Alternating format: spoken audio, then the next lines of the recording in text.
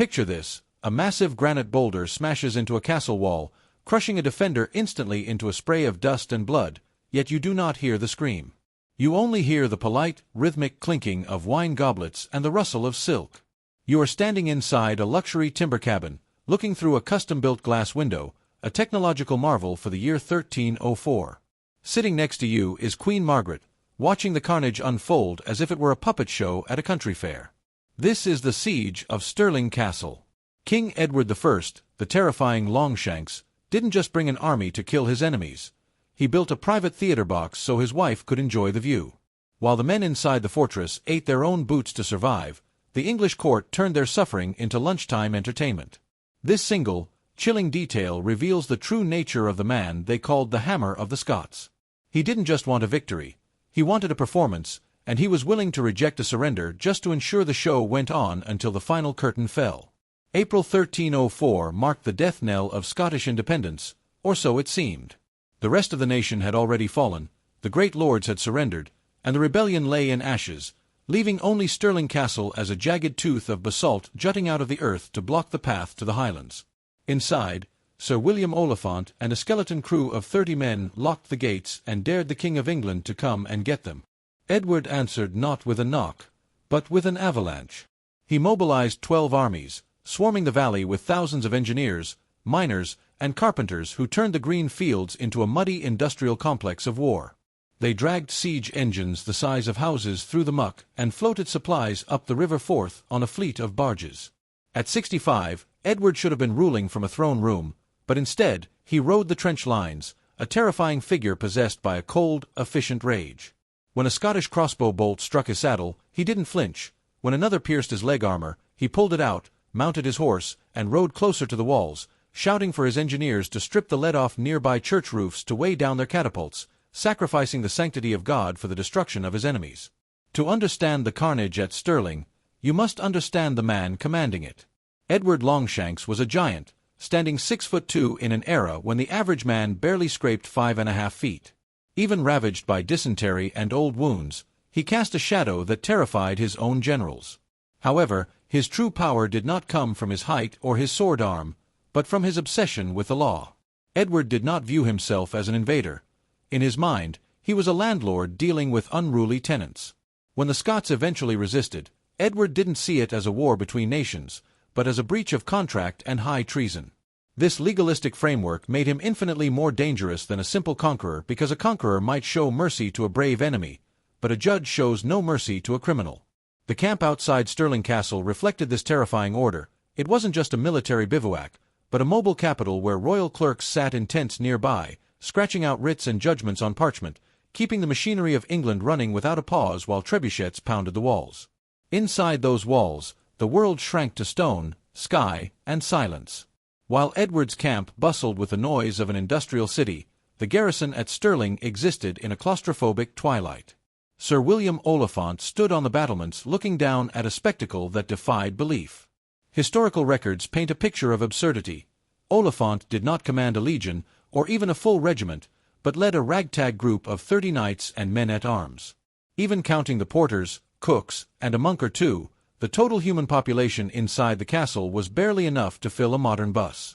Against them stood the full, concentrated might of England, Wales, and Gascony.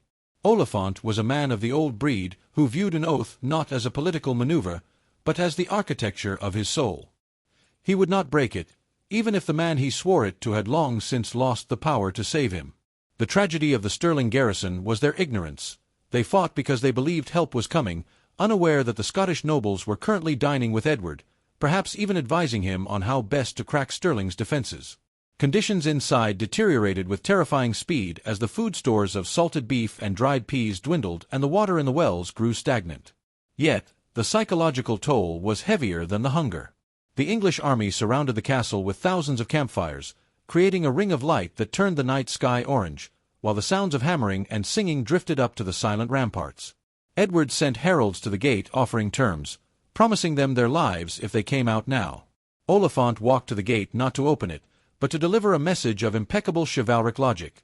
He held the castle by the trust of his liege lord and could not surrender it without permission. He asked for a ceasefire just long enough to send a messenger to France to ask his king for permission to yield. Edward's reply was short and brutal: "If you will not surrender, you will hang." The king had no interest in the bureaucracy of chivalry when it applied to rebels. The king's war machine was hungry, and it demanded a specific diet. Edward looked at the holy sanctuaries of Scotland, specifically the cathedrals of St. Andrews and Dunfermline, and saw only raw materials. He ordered his engineers to strip the lead from the roofs, turning the houses of God into kinetic energy to smash his enemies. Why lead? Because a counterweight box filled with lead could be smaller, heavier, and fall faster than one filled with stone, generating a more violent whip action in the throwing arm of a trebuchet. When the bombardment began in earnest, it was a rhythmic, industrial pounding focused on the gatehouse and towers, chipping away the masonry layer by layer. But the basalt walls held, absorbing the shock and frustrating the king. He realized that standard machines might not be enough, so he turned to his apothecaries and unleashed a weapon that chroniclers referred to as Greek fire, a sticky, viscous cocktail of pitch, animal fat, sulfur, and oil. When ignited, it didn't just burn, it clung to stone and skin alike, turning the castle sanctuary into an oven. Even then, the Scots refused to break. Edward, his patience evaporating, ordered the construction of a battery of 13 smaller siege engines known as the 12 Apostles. He ordered them to fire in a rolling barrage, creating a continuous drumbeat of destruction that did not stop for meals, prayers, or sleep. The defenders lived in a state of permanent flinch, waiting for the ceiling to collapse as the acoustic nightmare blurred the line between reality and hallucination. But while the Apostles scarred the walls, they lacked the kinetic mass to punch through the core. Edward needed a monster. He summoned his master engineer, James of St. George, and gave him a blank check to build a machine so large it would rewrite the laws of physics. They called it War Wolf. It stood as high as a 4-story building, its throwing arm a massive tree trunk reinforced with iron, and its counterweight a timber room capable of holding 30 tons of ballast. For the starving men inside, watching the War Wolf rise was a slow-motion psychological execution. By late July, the monster was finished, standing silent in the summer heat. The sheer size of the projectile, a 300-pound stone ball, meant it wouldn't just crack the masonry, it would pulverize it. The sight of the machine finally did what months of starvation could not. The will of the garrison snapped. Sir William Oliphant lowered the banner and walked out to surrender. The siege was over, and the English soldiers cheered. But Edward did not cheer. He stood staring at his magnificent, unused machine, his face darkening with a petulant rage. He had stripped churches, emptied the treasury, and brought the Queen to witness a spectacle, and now these inconvenient Scots were ruining the show by quitting early. In a move that stunned history, Edward refused the surrender. He ordered the starving garrison to return to the castle and wait for his signal. He was treating human lives like test dummies in a ballistics experiment. The Scots trudged back inside, barred the doors, and waited for the sky to fall.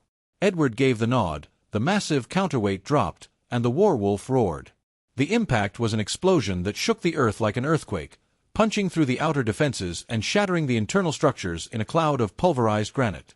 Only after the dust settled and his ego was satisfied did Edward allow the surrender to proceed. But the humiliation was total. The defenders were forced to emerge not as soldiers, but as penitents, barefoot and with ropes around their necks. Edward rode away from Stirling in triumph, convinced he had broken Scotland's spine. He had won the game, checked every box, and deployed the ultimate weapon. But history is a pendulum, and the harder you push it, the more violently it swings back. Just 3 years later, the hammer of the Scots died of dysentery in a grim marsh, his conquest unraveling. The vacuum he left was filled by Robert the Bruce, who learned a crucial lesson from Stirling: do not fight the English in stone boxes. The War Wolf, the greatest machine of its age, vanished from history, a single-use monument to ego. The true legacy of 1304 isn't the genius of the machine, but the endurance of the 30 men who looked into the mouth of the wolf and held the line. Stone walls may crumble, but the story of the underdog who refuses to yield stands forever.